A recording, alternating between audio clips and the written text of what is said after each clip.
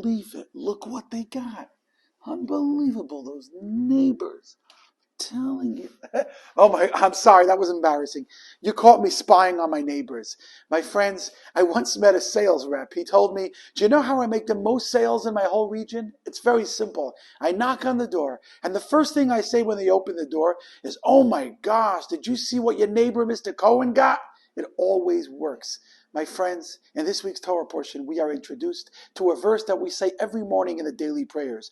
Ma tovu, which means, how goodly are your tents, Jacob. The Jewish people are praised for their tents. What are they being praised for? The quality of the fabric? What was so unique about the tents which the Jewish people had in the wilderness? The Torah teaches us that the Jewish people were very careful that even though there were millions of people crowded in one space, they would ensure that the entrances of their tents would never align with each other.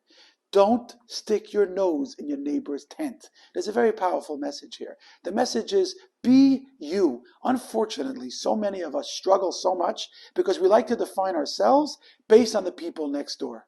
Your decisions in life should not be based on the people around you. It should be based on who you are. How much resentment and bitterness and disappointment could be avoided if we stop measuring ourselves based on Instagram, Facebook, TikTok, and all the other things around us? We would be much happier people if we would look into ourselves and determine what we want and who we are based on our essence and not based on our neighbors. So my friends, I'm sorry you caught me in the middle of the act. I make a pledge to stop looking through the shades to check on my neighbor, and I want you to do the same. And by doing so, you will have a much happier, wonderful life. Shabbat Shalom.